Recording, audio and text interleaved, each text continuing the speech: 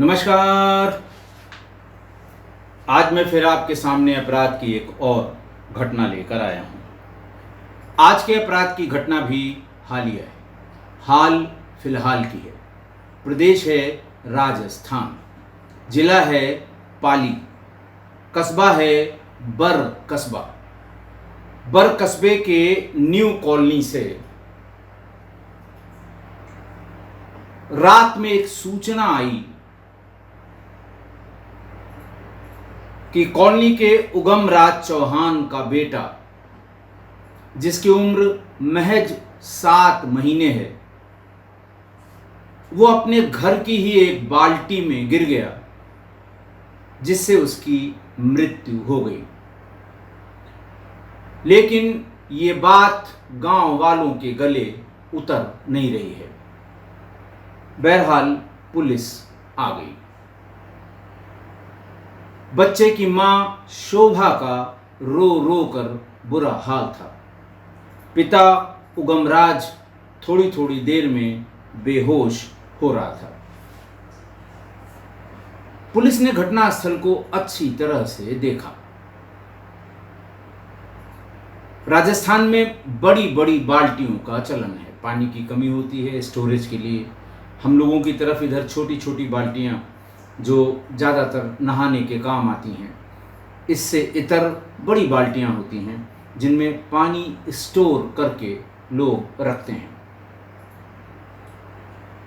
एक बड़ी बाल्टी में औंधा मुंह पड़ा हुआ वो 7 महीने का मासूम, जिसका नाम गुन्नू था, वो पड़ा हुआ था। पूरा गांव इकट्ठा था। गांव की हमदर्दी शोभा के साथ थी। फौरन लोगों ने उसका कारण भी बताया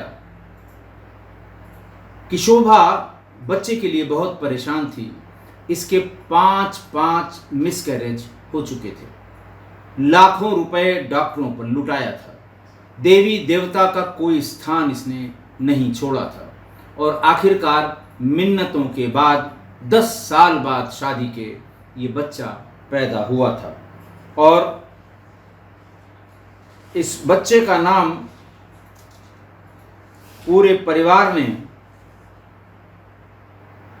ब्रह्ममास यानी गुन्नू रखा था। घर में उसके पिता 2 भाई थे। बड़ा भाई उत्तम चंद चौहान, जिसके 2 बेटे और 1 बेटी थी। उत्तम चंद चौहान की पत्नी का नाम गुड़िया था। दूसरा उगमराज चौहान के का ये बच्चा था जो शादी के 10 साल बाद पैदा हुआ था।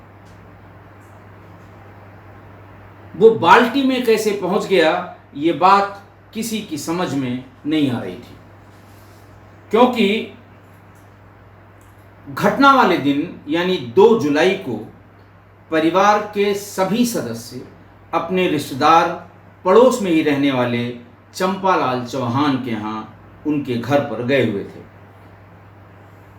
पूरा परिवार, दोनों भाई की पत्नियां और माँ बाप। ये समझ में नहीं आ रहा था कि आखिर ये हुआ कैसे।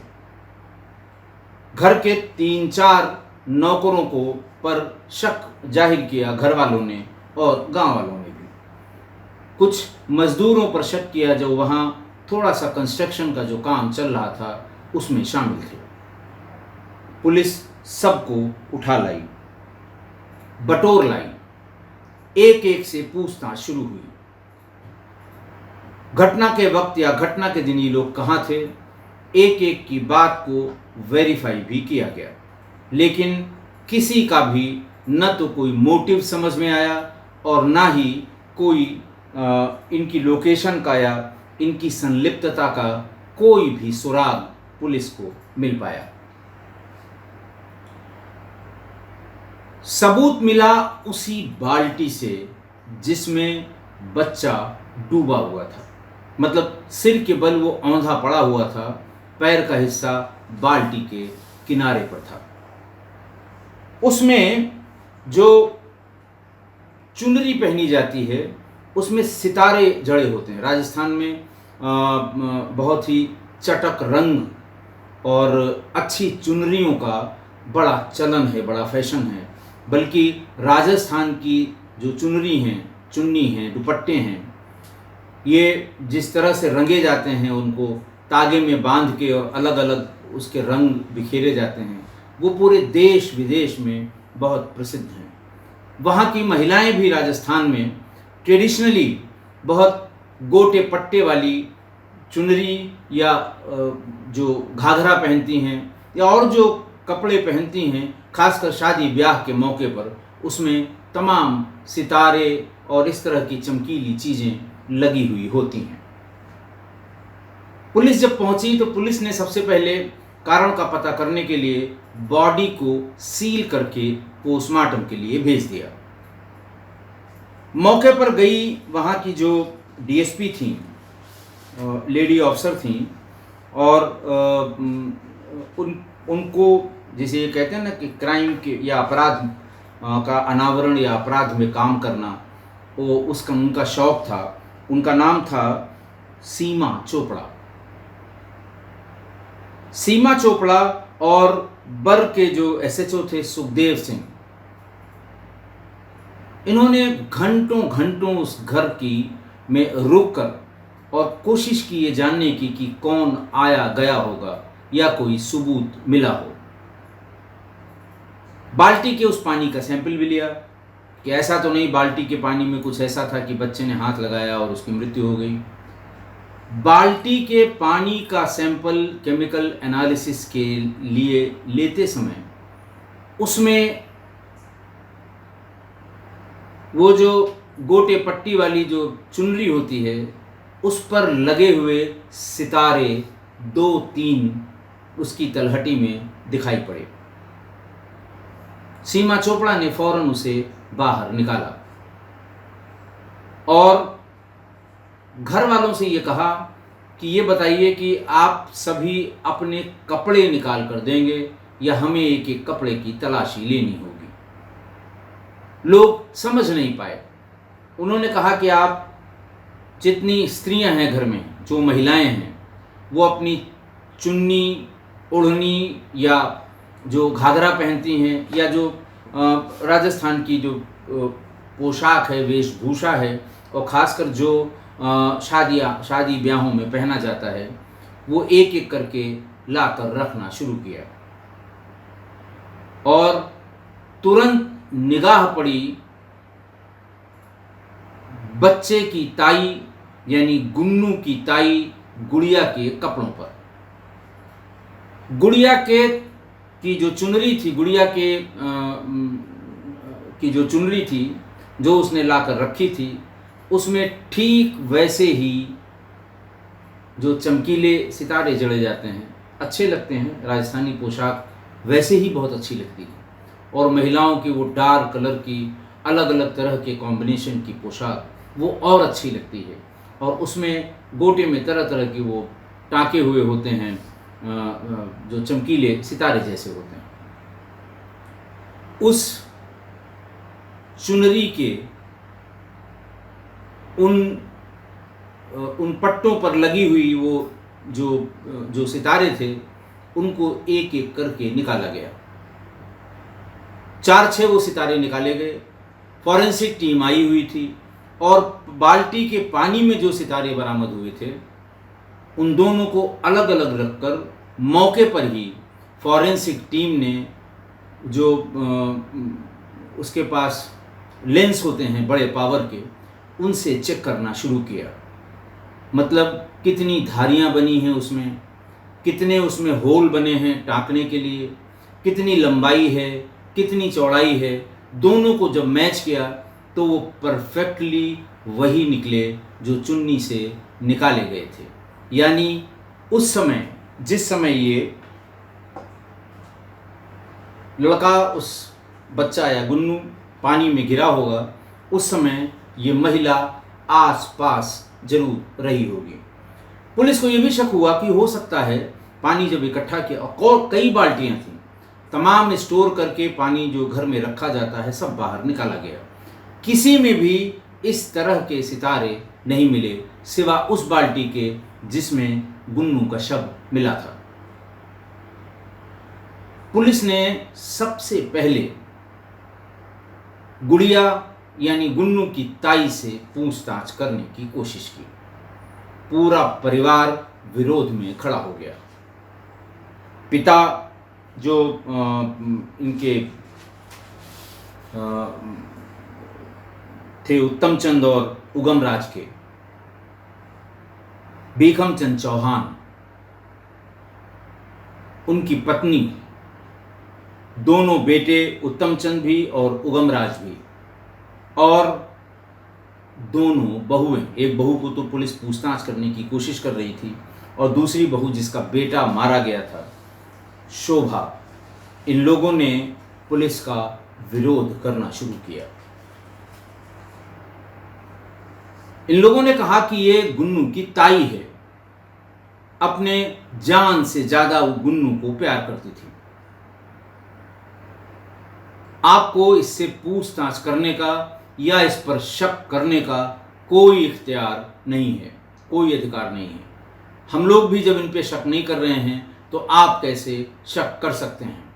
शोभा ने आगे निकल कर कहा कि गुड़िया मेरी जेठानी जरूर हैं, लेकिन मेरी बड़ी बहन से ज़्यादा मुझे मानती हैं। हम इन पर अंधा विश्वास करते हैं। हमें सपने में भी हम नहीं सोच सकते या कभी ऐसा नहीं हो सकता कि मेरी जेठानी ने ऐसा कुछ किया हो कि पुलिस उनसे बातचीत करना चाहती हो। बहरहाल गांव के बड़े बुजुर्गों को पुलिस ने बुलाया, बातचीत की, उनको अलग ले जाकर समझाया कि किन कारणों से हम इससे पूछताछ करना चाहते हैं। बाद में गांव के सभी संभ्रांत लोगों ने परिवार वालों को बुलाया। Sub inspector lady, sub inspector, ये सीओ जो वहाँ पे थी सीमा चोपड़ा, और बाकी सब लेडी सब इंस्पेक्टर्स और सिपाही उसको लेकर अपने साथ थाने पर पहुंची। थाने पर बातचीत का सिलसिला शुरू हुआ। चूंकि ये सिर्फ और सिर्फ शंका थी, शंका का आधार वो चुन्नी थी। चुन्नी में भी जड़े हुए सितारे थे, वो सितारे जो वही थे जो बाल्टी के पानी में गिरे हुए मिले थे। महिला पुलिसकर्मियों ने थोड़ी देर साधारण तरीके से बातचीत करने के बाद अपना काम भी शुरू कर दिया और बहुत ज़्यादा उनको वेट नहीं करना पड़ा। थोड़ी ही देर में सारी बातें साफ हो गईं।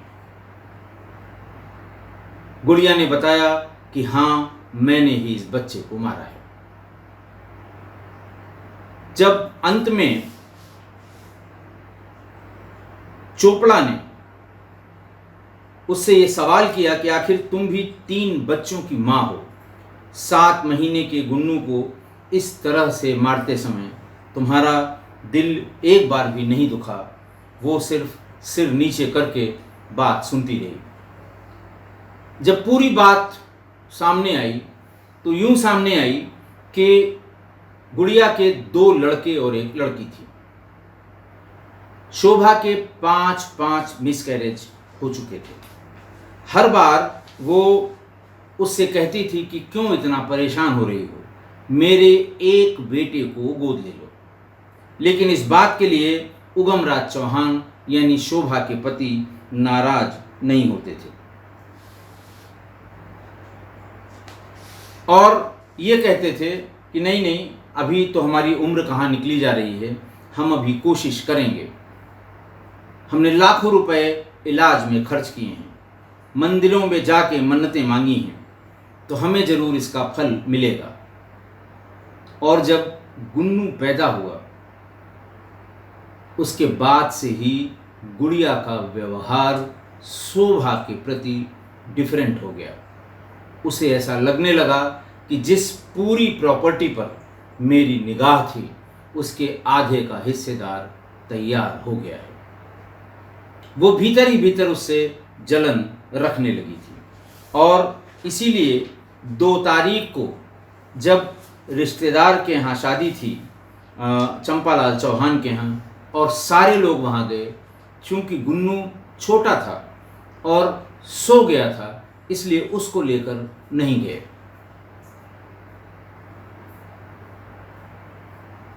गुड़िया की बेटी और एक बेटा उसकी देखभाल के लिए घर पर ही मौजूद थे। बीच में जब वैवाहिक कार्यक्रम अपने शबाब पे था, जोरों पे था, तो चुपचाप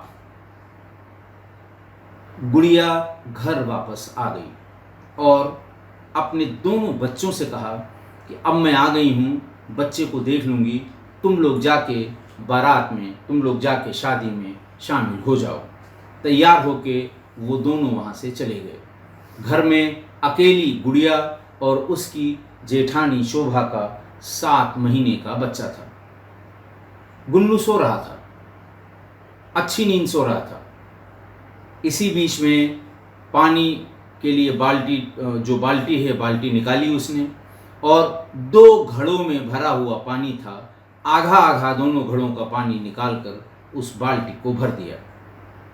सोते हुए, चूंकि वो बच्चा ज़्यादातर गुड़िया के पास ही रहता था, शोभा ने कभी इस पर कोई आपत्ति नहीं की। जब तब वो शोभा की गोद से बच्चे को उठाकर उससे दुलार करती थी, इसीलिए जब उसने बच्चे को उठाया तो बच्चे की तरफ से कोई रिएक्शन नहीं आया।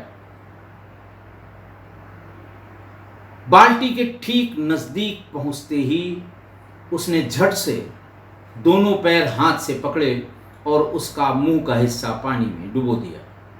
आप सोचिए, 7 महीने की मासूम जान अचानक जब उसके मुंह से या नाक से या कान से पानी गया होगा तो उसका रिएक्शन क्या रहा होगा, कैसे बर्दाश्त किया होगा उसने। लेकिन 1-2 बार नहीं, 20 से 25 बार उसने उस बच्चे के सिर के हिस्से को डुबोए रखा। उसने वो तड़पता रहा होगा, चिल्लाने की कोशिश करता रहा होगा, लेकिन उसकी चिल्लाहट बाहर न जाए इसीलिए उसके सिर को बराबर पानी में डुबो कर रखा था। बाहर निकालती थी बार बार ये देखने के लिए कि जान तो नहीं बची है। और फाइनली 21वीं या 22वीं बार में उसे ये एहसास हुआ कि ये मर गया। उसे उसी हालत में, मतलब आधा शरीर बाल्टी के बाहर, यानी निचला शरीर, पैर का हिस्सा बाल्टी के बाहर और सिर का हिस्सा बाल्टी के भीतर छोड़कर वहाँ से सीधे वो उसी वैवाहिक समारोह में चली गई, चंपालाल चौहान जी के यहाँ। लेकिन वहाँ जाने के बाद उसने अपने बच्चों, बेटा और बेटी को ये कतई नहीं कहा कि घर में कोई नहीं है, बच्चा अकेले है, तुम चले जाओ। रात में जब 12-1 बजे के आसपास परिवार के सारे लोग गए, माँ शोभा, बच्चे को उसने देखा, वो था नहीं।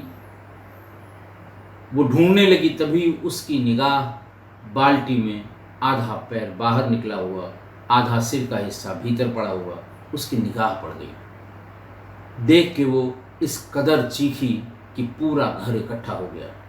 जिसने भी गुन्नू को इस हालत में देखा सभी चीखने लगे। गांव पूरा इकट्ठा हुआ। शादी बारात का दिन था। चंपालाल जी के यहाँ भी जो गेस्ट आए थे वो भी आ गए।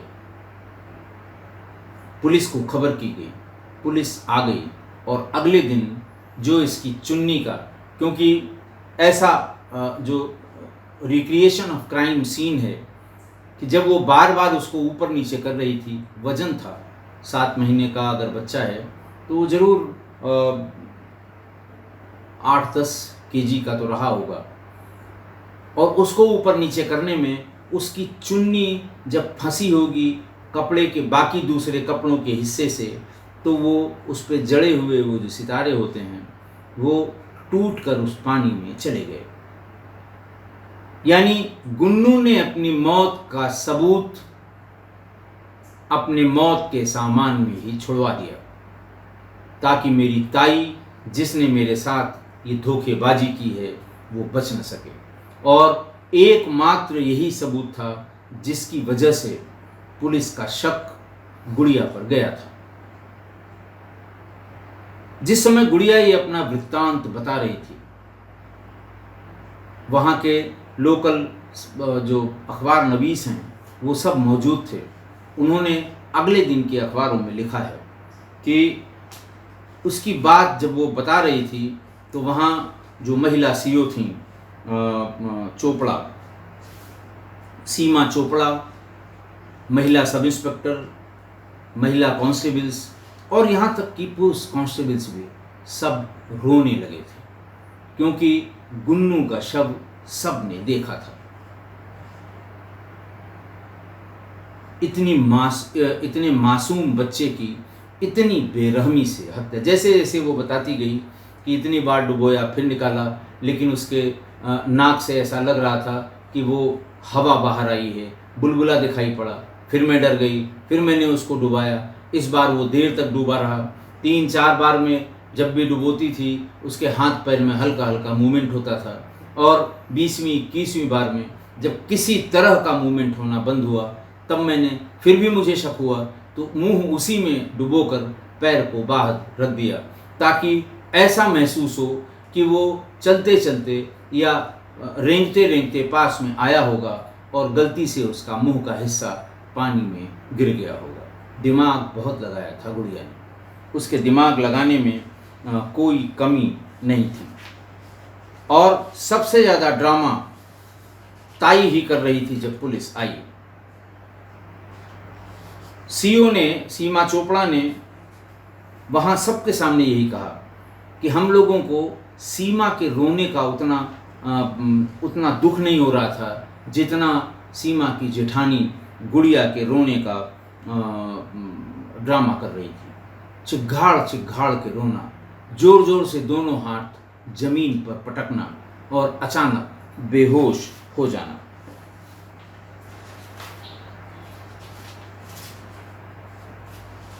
बहरहाल दादी और दादा दोनों का बुरा हाल था। घटना के कई दिन बाद तक भी दादी दादा ने खाना नहीं खाया था, शोभा ने खाना नहीं खाया था, और दोनों भाइयों में जो प्रेम था उसमें किसी को कोई डाउट नहीं था। दोनों कपड़े के व्यापारी थे, अच्छा व्यापार करते थे। उगम राज की दुकान कपड़े की बर में ही थी और उत्तम चंद की दुकान बलूंदा में थी। दोनों अलग अलग दुकान थी, लेकिन एक ही साथ नई कॉलोनी में दोनों एक साथ रहते थे, कोई बंटवारा नहीं हुआ था। और शादी के बाद भी दोनों में किसी तरह के विवाद की कोई सूचना न तो मोहल्ले वालों को थी, न किसी उनके रिश्तेदारों को थी। बहरहाल इस हत्या का राज एक बहुत छोटी सी चुनरी में लगने वाली जो सितारा होता है, स्टार्स छोटे छोटे जो होते हैं, उनसे इस घटना का खुलासा हुआ। और जिन्होंने इस पर बहुत ध्यान से, देखिए मैं बार बार कहता हूँ कि घटना स्थल पर नए पुलिस अधिकारियों को ज़्यादा से ज़्यादा समय बिताना चाहिए। आजकल तो ये है कि अपना सूचना मिली और एडिशनल एसपी से ऊपर के अधिकारी गए, खड़े हुए और ये इंश्योर कर लिया कि घटना स्थल पर खड़ी हुई उनकी फ़ोटो ज़रूर खिंच जाए, ताकि अगले दिन अखबारों में निकले कि एसपी ने घटना स्थल का निरीक्षण किया और चले आए। सब इंस्पेक्टर से लेकर ऊपर तक जब भी कोई घटना स्थल पर जाए तो घटना स्थल पर पूरा समय दे, दिमाग में उस पूरे अपराध की कड़ियों को जोड़े और अंदाज लगाए कि कौन कौन सी चीज़ें ऐसी हैं जो मौके पर मिल सकती हैं, जो अपराधियों ने छोड़ी होंगी। यानी कोई भी अपराधी हो, कितना भी चालाक हो, घटनास्थल पर अपराध के कुछ न कुछ सुराग छोड़ जाता है, चाहे फुटप्रिंट हो, चाहे फिंगरप्रिंट हो, चाहे बटन का टुकड़ा हो, लेकिन कुछ न कुछ ऐसा छूट जाता है जिससे अपराधी तक पहुंचने में पुलिस को मदद मिलती है। सीओ जयतारण थी, सीमा चोपड़ा और बर के इंस्पेक्टर सुखदेव सिंह, एक कांस्टेबल था लोकेश मीणा, जो बताते हैं कि उसका भाई जो एक्यूमेंशिप थी क्राइम के बारे में वो भी बड़ी परफेक्ट थी। इन तीनों के लिए स्थानीय अखबारों ने भर भर के प्रशंसा के शब्द लिखे थे। बहरहाल गुड़िया को गिरफ्तार करके जेल भेज दिया गया और जो सबसे बड़ा सबूत है बाल्टी में मिले हुए वो कण, वो छोटे छोटे स्टार्स जो चुनरी में लगाए जाते हैं, इसके अलावा भी वो सबूत कि ये पूरे फंक्शन को छोड़कर थोड़ी देर के लिए घर आई थी, ये भी सबूत कि उसने अपने दोनों, एक लड़का और एक लड़की से कहा था कि तुम लोग अब जाओ अटेंड कर लो, मैं आ गई हूँ। थोड़ी देर बाद ही वो फिर से शामिल हो गई, लेकिन लड़का लड़की को उसने वहाँ से जाने के लिए नहीं कहा। ये बातें फोटोग्राफ, आजकल फोटोग्राफ कहीं छूटता नहीं है। अगर कोई किसी समारोह में शामिल होने के लिए गया है तो कोई न कोई अपने मोबाइल से उसको खींच रहा होगा, मोबाइल से वीडियो बना रहा होगा। और जब वहाँ पर उपस्थित लोगों के फोटो और वीडियो देखे गए तो वो स्पष्ट हो गया कितने बज के कितने मिनट पर वो समारोह स्थल को छोड़कर गई है और फिर कितनी देर में वापस आई है। जब वो छोड़ के गई है उसके कितनी देर बाद उसका बेटा बेटी आए हैं और कितने बाद वो लौटकर वापस शामिल शरीक हुई है उस वैवाहिक कार्यक्रम में। तो इतने ढेर सारे सबूतों के आधार पर उसका ट्रायल होगा, लेकिन जो एक मासूम की इतनी वहशियाना तरीके से हत्या की उसने, उसकी माफ़ी हो सकता है सबूतों के अभाव में कोर्ट उसको माफ़ कर दे, लेकिन ऊपर वाले की अदालत में इसकी जो सज़ा है वो फिर सज़ा ही होगी और ज़रूर मिलेगी इसकी सज़ा। आज की घटना, आज एक महिला जो खुद ही 3 बच्चों की माँ थी, उसने देवरानी के 7 महीने के बच्चे को जिस तरह से उसने हत्या की, उसे देखकर रावण के साम्राज्य की जितनी राक्षसियां रही होंगी उनकी भी रूह कांप गई होगी। ताड़का बहुत रोई होगी, सिंहिका बहुत चिल्लाई होगी, शूर्पणखा ने आर्तनाद किया होगा और लंकिनी तो लंका का मुख्य द्वार छोड़कर भाग गई होगी। सबको यह एहसास हो रहा होगा कि गुड़िया वो हम लोगों से बहुत बड़ी राक्षसी है, उसने जो किया है वो हम लोग सपने में भी नहीं सोच सकते हैं। लंकनी जब भागी होगी मुख्य द्वार छोड़ के, क्योंकि लंकनी को ही लंका की सुरक्षा, मुख्य द्वार की सुरक्षा का भार दिया गया था, वो भागकर वो चिल्लाई होगी कि गुड़िया ने जो किया है वो देख के मुझे अपने आप को राक्षसी कहने में शर्म आ रही है।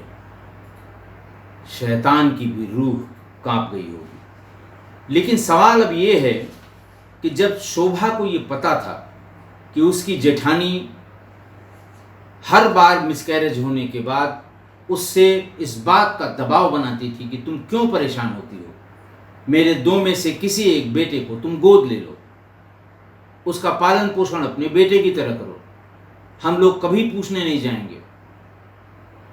और ये एक बार नहीं 5 बार के मिसकैरेज पर उसने यही दबाव बनाया था। हालांकि उसके पीछे उसकी कुत्सित मानसिकता थी। उसको लगता था कि इन दोनों में से कोई एक अगर ये गोद ले लेंगे तो पूरी प्रॉपर्टी पर हमारा अधिकार होगा। एक प्रॉपर्टी, आधी प्रॉपर्टी पर एक हमारा बेटा जिसको गोद लिया गया है और दूसरे पर हमारा बेटा जो हमारे पास बचेगा। ये उसके पीछे उसकी मंशा थी। उसके पीछे ये मंशा कतई नहीं थी कि एक बच्चा इनको भी हो जाएगा तो इनकी जो परेशानी है, इनकी जो ललक है बच्चा पाने के लिए, वो दूर होगी। शोभा कुछ ज़्यादा ही मासूम थी। वो कौवा से ज़्यादा चालाक अपनी जेठानी को समझ नहीं पाई और बेटा खोने के बाद भी जेठानी पर विश्वास करती रही कि वो ऐसा कभी नहीं कर सकती। पुलिस बेवजह मेरी जेठानी को परेशान कर रही है, शक कर रही है। इतना विश्वास भी कभी कभी परेशानी का कारण बनता है। एक रीजनेबल लिमिट तक तो विश्वास किया जाना चाहिए ऐसे रिश्तों पर। देवरानी जेठानी, ननद भाभी, छोटी बड़ी बहन, इन पर तो विश्वास करना ही होगा, लेकिन उसकी भी एक रीजनेबल लिमिट होनी चाहिए। अंधा विश्वास बहुत खतरनाक होता है, बहुत नहीं बहुत बहुत खतरनाक होता है। और जैसा मैं पहले कहता आया हूँ, इस बात का ध्यान रखना चाहिए कि जर जोरू और जमीन जो हत्या के 3 प्रमुख कारण होते हैं, मोटिव होते हैं, जिनकी वजह से हत्या का अपराध कारित किया जाता है, उसमें जमीन के कारण सबसे अधिक अपराध होते हैं। जहाँ भी जमीन संपत्ति के रूप में विवाद का कारण हो, वहाँ हमेशा संबंधों पर भी सतर्कता या सतर्क निगाह रखनी चाहिए। आशा है आप मेरी इस बात से सहमत होंगे। आज के लिए इतना ही। बहुत बहुत धन्यवाद।